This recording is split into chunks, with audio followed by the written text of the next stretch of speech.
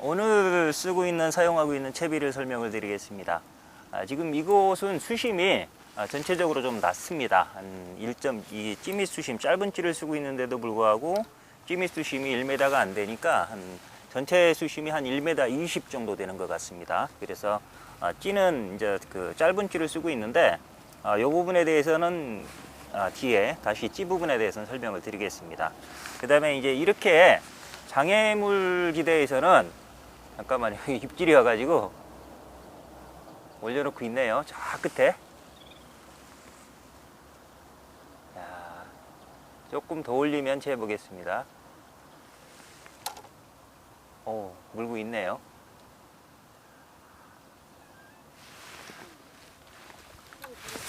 옳지. 놓았습니다. 또 4칸대에서 왔습니다.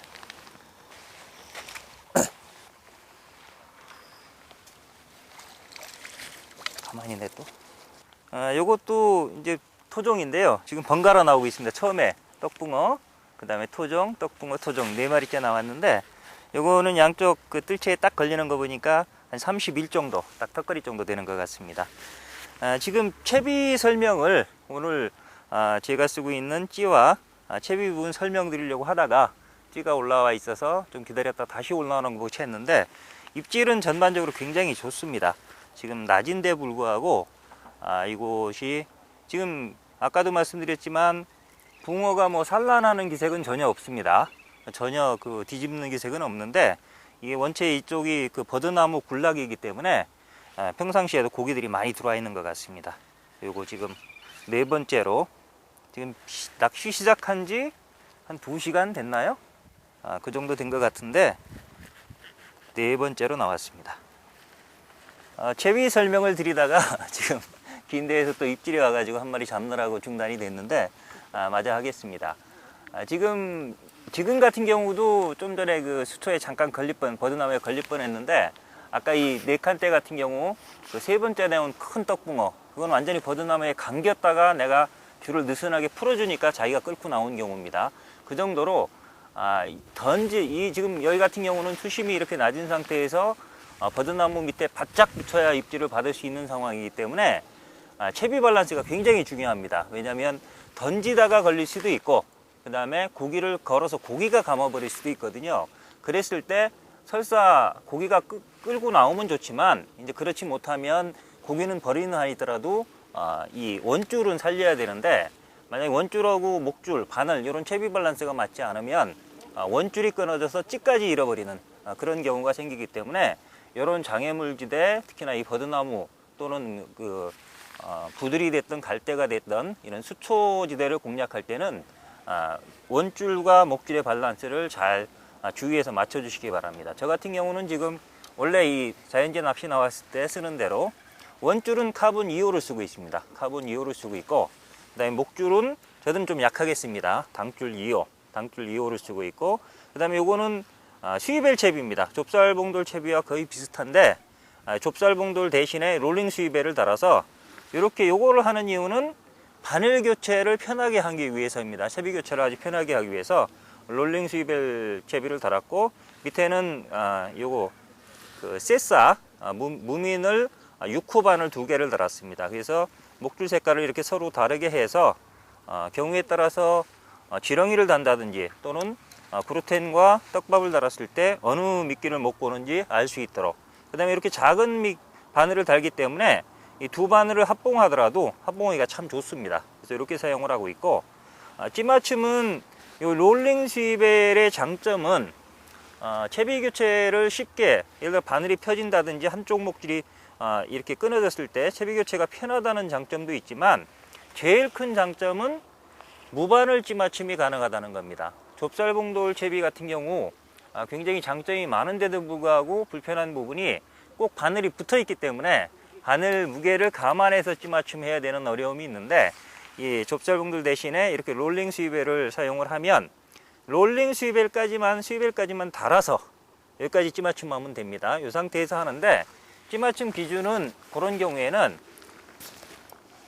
양어장 같은 경우는 뭐 천천히 내려가서 예를 들어서 한 마디 정도 쓴 상태에서 그거보다 조금 더 한 마디 정도 플러스 시켜서 내놓고, 맞춘 거보다 한 마디 이상만 더 내놓으면 롤링 스위벨이 바닥이 닿거든요. 그러니까 바늘은 어떤 거더라도 상관없습니다. 이제 그게 원리인데, 이렇게 노지에 나왔을 때는 그건 조금 가벼운 맞춤이니까 또 너무 많이 내놓으면 안 되니까 천천히 내려가서 케미꽂이가 살짝 잡히게 맞추십시오. 바늘 안 달굽니다. 바늘을 안 단 상태에서 천천히 내려가서 케미꽂이가 살짝 잡히게, 이렇게만 맞춥니다. 자, 그런 상태에서 한 목 이상만 내놓으면 롤링 스위벨이 닿게 되어 있습니다. 그런 상태에서 바늘은 어떤 거 써도 상관이 없습니다. 자, 근데 이 방법은 바늘 없이 이렇게 살짝 접힌 거는, 그럼 여기다가 바늘을 달고 던져보면 어떻게 됩니까? 자동으로 케미 반 정도가 됩니다. 작은 바늘을 썼을 때. 만약에 큰 미끼를 쓰기 위해서 큰 바늘을 쓰면 자동으로 수면 일치가 되고요. 이런 식으로 결국은 똑같은 겁니다. 바늘 달고 맞추는 거와 안 달고 맞추는 게 똑같은 건데, 자, 이런 식으로 맞춰 놓으면 바늘을 안 달고 맞췄기 때문에 바늘을 중간에 어떤 바늘로 바꿔도 상관없습니다.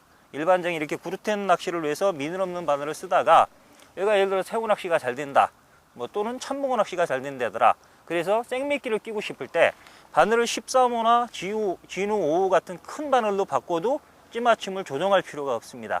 그렇기 때문에 아주 편리한 장점이 있기 때문에 여러분들 요 롤링 스위벨을 이용한 요채비를 한번 사용을 해 보시기 바랍니다.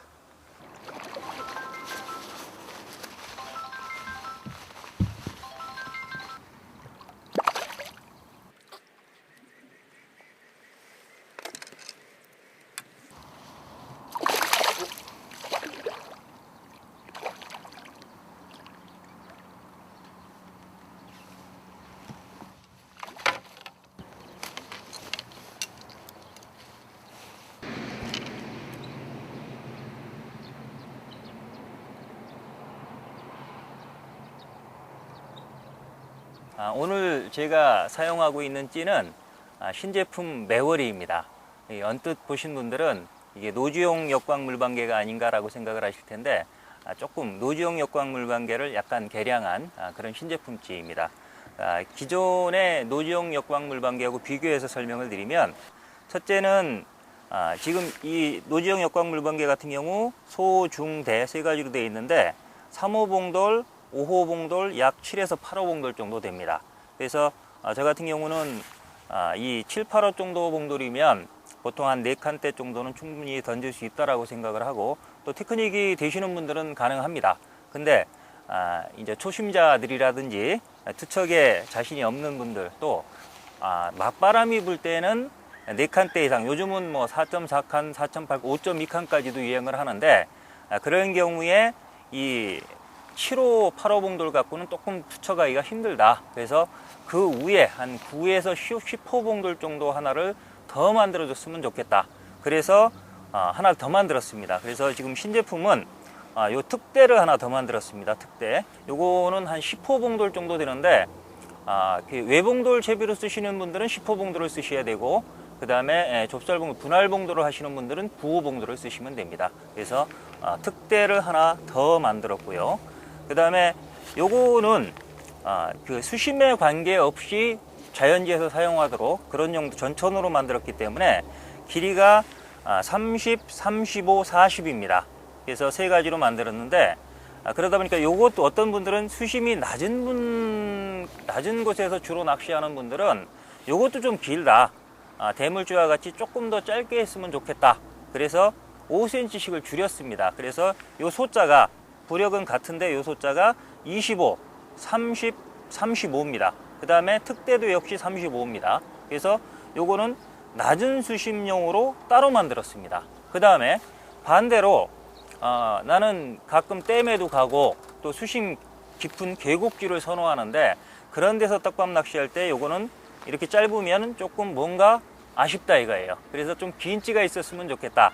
그래서 긴 찌도 만들었습니다. 그래서 요거는 길이를 기존 거보다 요거보다 15cm를 늘렸습니다. 그래서 요거는 45, 50, 55입니다. 이 특대도 55입니다. 그래서 전체적으로 보면 요 단찌 같은 경우는 기존 역광 물방개보다 전체적으로 5cm씩 들었고, 장찌는 15cm가 늘었습니다. 그래서 이 두 개를 비교하면 20cm가 차이가 납니다. 그래서 낮은 수심에 주로 낚시를 한다든지 주로 수초 옆에 또 장애물 옆에 낚시만 좋아하시는 분들은 요 단찌 낮은 수심용을 사용하시면 되고, 그 다음에 주로 이제 계곡형지라든지 깊은 수심에서 주로 낚시를 즐기시는 분들은 요 장찌를 사용하시면 되겠습니다.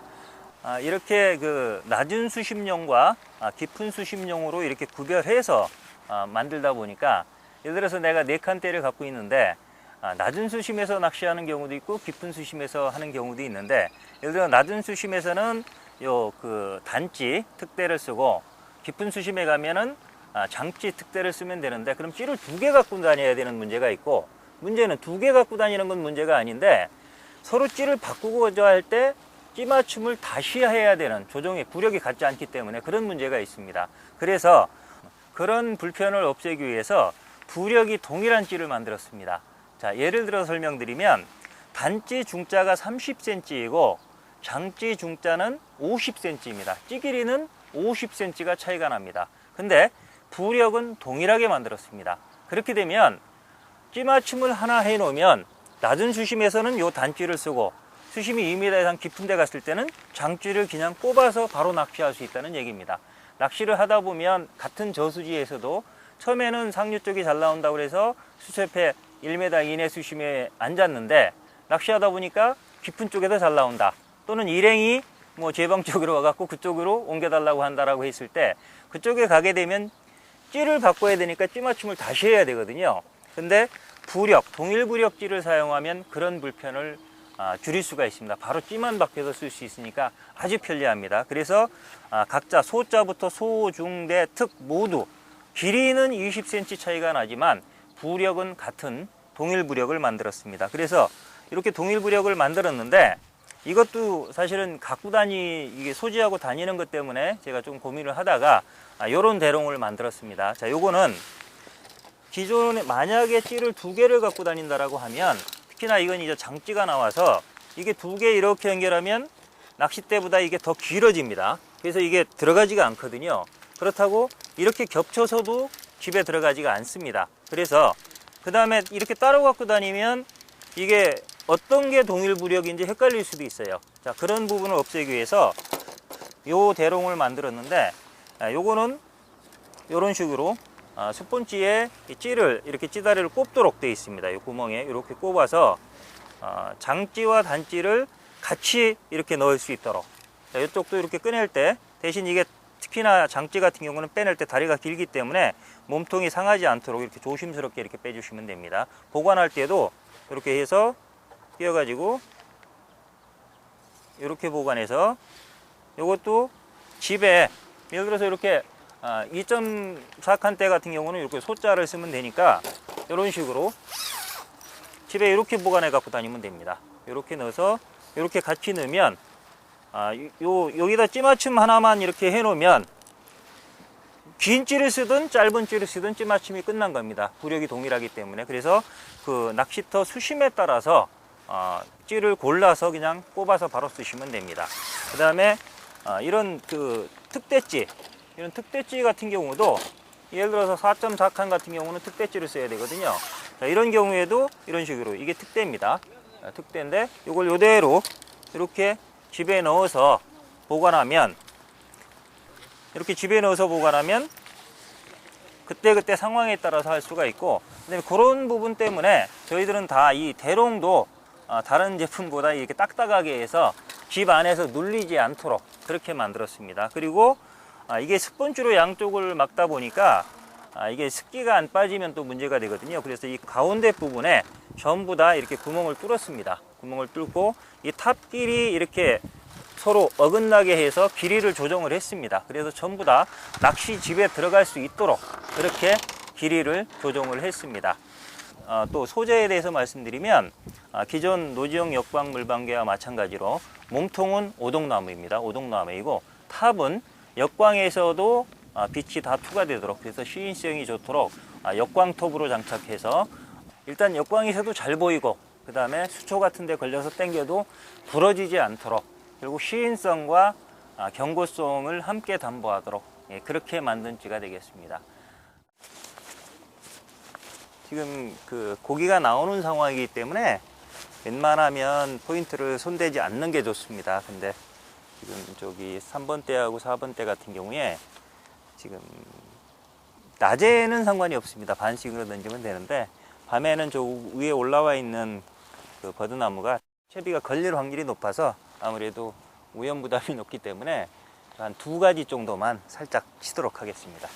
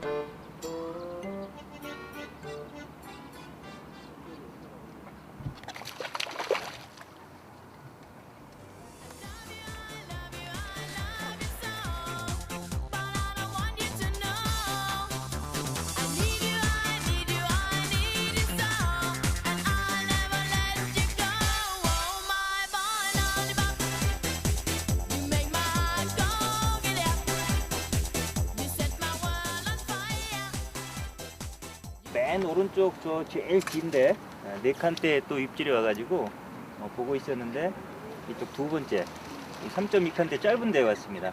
지금 3.2칸대는 2대를 폈는데 그동안에 전혀 입질이 없다가 처음으로 좀 늦게 봤는데 그래도 걸려 있었습니다.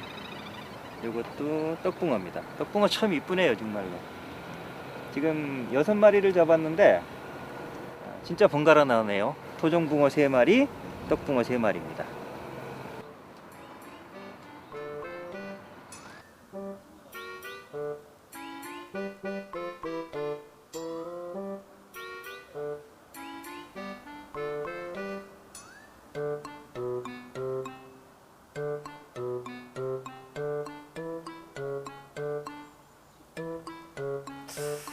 이거 2개도 잘 들어갔는데 이거 또 올라갔다 내려갔다. 아이고.